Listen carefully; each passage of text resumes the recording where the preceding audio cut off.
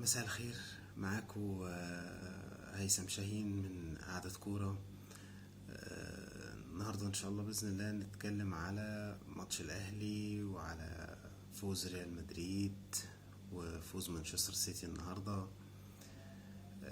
بس إن شاء الله قبل ما نبتدي محتاج منكم تدعموا القناة باللايكات والسبسكرايب. في كل مرة دايما بنقول كده، بس السبسكرايب قليل واللايكات قليلة، فياريت تدعمونا عشان خاطر القناة تستمر ونقدر ننزل فيديوهات أكتر وأكتر وأكتر. فياريت دعمونا باللايك وفعل الجرس وسبسكرايب عشان خاطر نقدر ننزل فيديوهات تاني وتقدر القناة تكمل. هنتكلم في البداية النهاردة عن ماتش الأهلي. طبعا الأهلي كان بيلعب مع بلدية المحلة. الأهلي فاز 2-1. طبعا كالعادة فاز في الدقيقة حاجة و90 تقريبا، 97 تقريبا جايب الجون التاني، مودست اللي جابه. الأهلي طبعا كان مسيطر على الماتش. الأهلي هو اللي مضيع فرص أكتر، الأهلي هو كل حاجة هو اللي عاملها أكتر. بلدية المحلة جاب جون عن طريق ماجد هاني في الدقيقة تقريبا 56 من شوطة حلوة، يعني جون حلو بصراحة. جون اتشاط حلو، مرة في التانية دخلت في مصطفى شوبير. طبعا مصطفى شوبير مش مسؤول عنه. بس طبعا طول الماتش سيطرة واستحواذ للأهلي وتضييع فرص للأهلي. الأهلي ضيع فرص كتيرة جدا.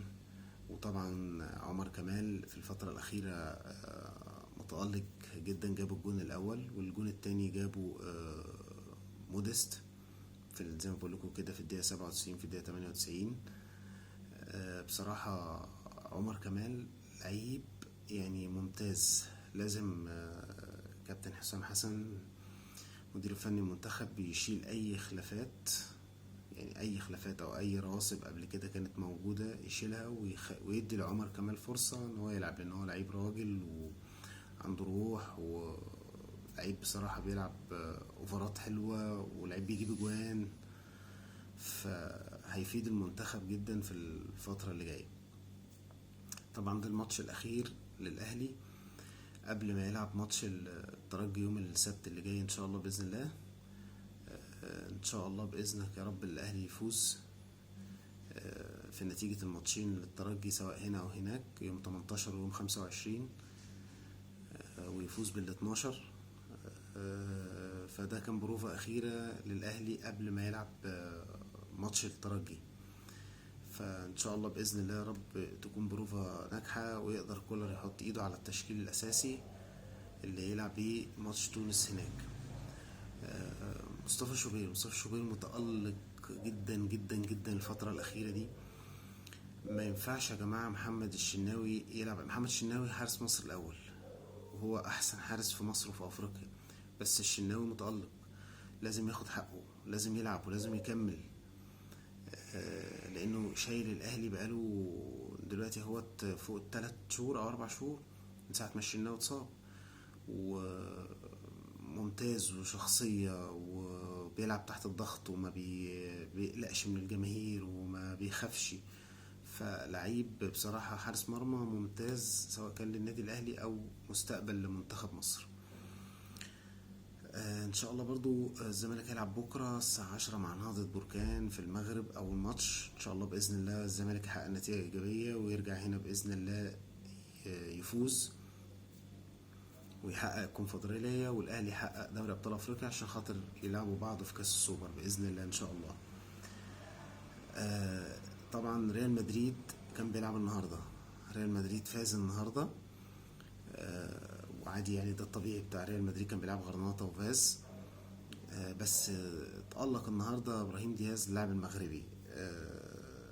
ابراهيم دياز لاعب ممتاز ممتاز ممتاز. المغرب فيها شوية لعيبة يا جماعة ملهاش حل، محترفة في كل الأندية اللي في العالم، ملهاش حل. يعني تحس ان منتخب تستغرب ازاي ما بياخدش كاس الامم الافريقيه، يعني باللعيبه دي كلها. غريبه ان منتخب زي ده باللعيبه دي ما بياخدش كاس الامم الافريقيه يعني. فمنتخب المغرب ده يعني وارد ان تلاقوه في كاس العالم اللي جاي برضه في ادوار متقدمه. ف طبعا يعني عنده شوية لعيبة ممتازة يعني بصراحة. تاني حاجة، مودريتش طبعا خلاص متهيألي ده آخر موسم ليه، ويعني ده الكلام اللي طالع من عندهم من هناك ان ده هيبقى آخر موسم ليه وهيفنش بعد كده، خلاص هيسيب ريال مدريد. ف وطبعا هيجي لهم امبابي بقى، فهيبقى برضو فريق ملوش حل يعني ايا كان، يعني مين اللي مشي ومين اللي جاي، هو فريق طول عمره ريال مدريد ملوش حل يعني. هنتكلم طبعا بقى على مانشستر سيتي والدوري الانجليزي النهارده.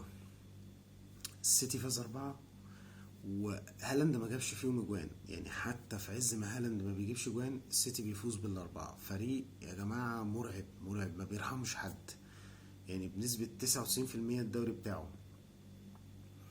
دي بروين كان متألق النهارده جدا جدا جدا جدا. كده يعني السيتي بنسبة كبيرة قوي يعني خلاص هو على وشك انه يحسم الدوري. هو عنده ماتش توتنهام هيلعبه في نص الاسبوع، لو فاز هيبقى كده يعني خلاص ما قداموش غير ويست هام بقى اخر ماتش على ارضه في الاتحاد، وشكرا مش هيسيب الدوري، يعني هو مش هيسيب الدوري. والارسنال بقى بكره هيلاعب مانشستر يونايتد بره. لو وقع خلاص شكرا، تعادل او خسر خلاص كده السيتي كسب. لو فاز هيبقى لسه بقى يعني ايه ماتش السيتي مع توتنهام في نص الاسبوع، هو ده بقى اللي ايه هيحدد لو حصل اي حاجة. فالسيتي وارسنال الاتنين مع بعض. انا بصراحة طالما ليفربول ما خدش الدوري فانا بتمنى ان ارسنال ياخد الدوري، نبعد عن السيتي شوية، السيتي بقاله كتير قوي بياخد الدوري.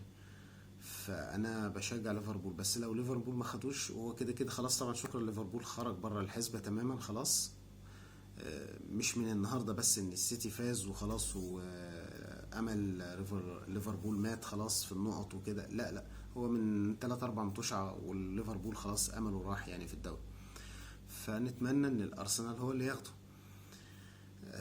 ان شاء الله باذن الله ماتش ارسنال ومانشستر يونايتد بكره الساعه 6:30، وبرضه في ماتش الزمالك ونهضة بركان زي ما قلنا الساعة 10. فإن شاء الله بإذن الله الماتشين دولت كده بعد ما يخلصوا إن شاء الله بإذن الله نطلع فيديو بإذن الله بعد الماتشين دول. آخر حاجة بأكد عليكم تاني في آخر الفيديو، محتاج منكم تدعموني باللايكات، محتاج منكم تعملوا سبسكرايب وتفعلوا زر الجرس عشان تقدر القناة تستمر ونقدر ننزل في فيديوهات. ولو في اي تعليقات ليكوا او في اي حاجة محتاجين تعلقوا عليها بالنسبة للتحليل، اي حاجة ايا كانت ممكن تكتبوها لي في الكومنتات، وانا يعني اكيد بإذن الله هشوفها ولو في حاجة محتاجة ان احنا نظبطها هنظبطها اكتر بإذن الله ان شاء الله. شكرا لكم.